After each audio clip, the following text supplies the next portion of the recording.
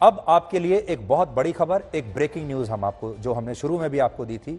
भारत के central board of film certification ने यानी सेंसर बोर्ड ने 11 अगस्त को रिलीज होने वाली फिल्म स्टार अक्षय कुमार की नई फिल्म ओ माई गॉड 2 को सर्टिफिकेट देने से इनकार कर दिया है। भारत में कोई भी फिल्म तब तक थिएटर्स पर रिलीज नहीं हो सकती जब तक सेंसर्ड बोर्ड उस फिल्म को सर्टिफिकेट जारी नहीं करता, चाहे वो सर्टिफिकेट यूए हो, यू हो, कैसा भी हो। यू सर्टिफिकेट उस फिल्म को मिलता है जिसे 18 साल से कम उम्र के बच्चे अपने माता पिता की सहमति से देख सकते हैं, और ए सर्टिफिकेट उस फिल्म को दिया जाता है जो 18 साल से कम उम्र के बच्चे नहीं देख सकते, यानी 18 साल से ऊपर के जो लोग हैं वही देख सकते हैं। लेकिन सेंसर बोर्ड ने अक्षय कुमार की इस फिल्म को ये ए सर्टिफिकेट देने से भी इनकार कर दिया है। सेंसर बोर्ड का कहना है कि यह फिल्म स्कूली बच्चों को दी जाने वाली सेक्स एजुकेशन पर आधारित है और इस फिल्म का जो संवाद है और इस फिल्म के कुछ सीन्स आपत्तिजनक हैं, और इसलिए सेंसर बोर्ड इस फिल्म को सर्टिफिकेट जारी नहीं कर सकता। और अब यह फैसला सेंसर बोर्ड की रिव्यू कमेटी के पास भेज दिया गया है। अब यह रिव्यू कमेटी सेंसर बोर्ड का ही एक हिस्सा होती है, और अगर सेंसर बोर्ड किसी फिल्म को सर्टिफिकेट जारी नहीं करता तो फिर रिव्यू कमेटी का फैसला जो है वो मान्य होता है। उसके बाद फिल्म को रिव्यू कमेटी के पास भेज दिया जाता है। भारत के जिस सेंसर बोर्ड ने यह फैसला लिया है उसके अध्यक्ष लेखक और मशहूर कवि प्रसून जोशी हैं, और उनके अलावा इस बोर्ड में 10 और सदस्य भी होते हैं जिनकी तस्वीरें आपके सामने हैं। इनमें एक्ट्रेस विद्या बालन हैं, डायरेक्टर विवेक अग्निहोत्री हैं, थिएटर आर्टिस्ट और निर्देशक वामन केंद्रे हैं, और बाकी सदस्यों के नाम भी आप अपनी टीवी स्क्रीन पर देख सकते हैं। यानी ये वो सेंसर बोर्ड है जिसने सेक्स एजुकेशन पर बनी अक्षय कुमार की इस फिल्म को सर्टिफिकेट देने से इनकार कर दिया है, ये कहते हुए कि सेक्स एजुकेशन पर इस तरह फिल्म नहीं बन सकती, ये आपत्तिजनक है, और सेक्स एजुकेशन पर जो बातचीत, जो संवाद हैं वो आपत्तिजनक हैं। अब यहां दो बड़ी बातें हैं।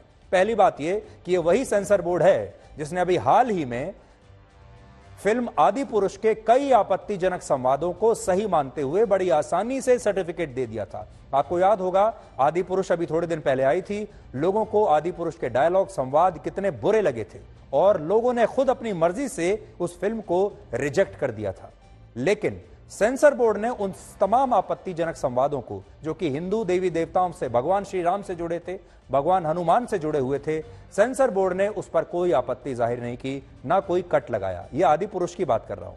अब यहां देखिए, सेंसर बोर्ड ने अक्षय कुमार की इस फिल्म को आज दोपहर 2 बजे के आसपास देखा और इसके बाद इस फिल्म को सर्टिफिकेट जारी न करने का फैसला लिया। अब यह जो फैसला है, यह असल में सिर्फ सेंसर बोर्ड के भीतर रहना चाहिए था, सेंसर बोर्ड के सदस्यों के अंदर रहना चाहिए था। लेकिन इसके कुछ ही देर के बाद एक और सज्जन है जो अपने आप को कहते एक्टर हैं, फिर अपने आप को फिल्म क्रिटिक भी कहते हैं, उनका नाम है कमाल आर खान।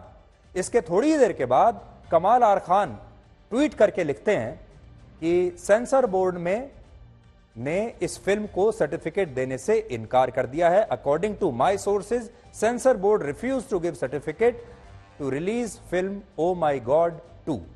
अब बड़ा सवाल यह है कि बाहर इस इंफॉर्मेशन को कैसे लीक किया जा रहा है, यह सवाल जरूर सेंसर बोर्ड पर बनता है।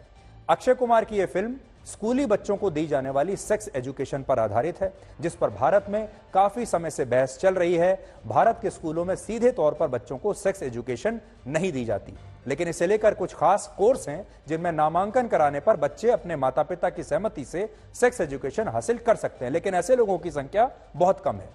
वैसे सेक्स एजुकेशन की भारत में कोई औपचारिक व्यवस्था नहीं है और भारत में इसे आमतौर पर सामाजिक रूप से गलत माना जाता है।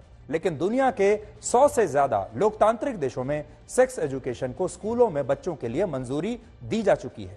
भारत में सेक्स एजुकेशन को अब भी एक टैबू माना जाता है, जबकि ज्यादातर रिपोर्ट्स ये कहती हैं कि बच्चों में सेक्स एजुकेशन नहीं होने की वजह से समाज में कई तरह के अपराध बढ़ते हैं, बच्चों में कई तरह के अपराध बढ़ते हैं, और क्योंकि बच्चे सेक्स एजुकेशन को लेकर जागरूक नहीं होते तो वो गुड टच और बैड टच और इस तरह के बाकी चीजों के बारे में भी, बचपन में होने वाले यौन शोषण के बारे में भी समझ नहीं पाते। लेकिन धार्मिक विचारधाराओं की वजह से अलग अलग समुदाय के लोग इसका विरोध करते हैं, और जब कोई एक्टर, वो भी इतना बड़ा एक्टर, हिम्मत करके ऐसे विषय पर जागरूकता लाने की कोशिश करता है और फिल्म बनाता है तो सेंसर बोर्ड उसे सर्टिफिकेट देने से ही इनकार कर देता है। अब आप सोचिए, भारत की आबादी 140 करोड़ है। भारत इस समय आबादी के मामले में चीन को भी पीछे छोड़ चुका है।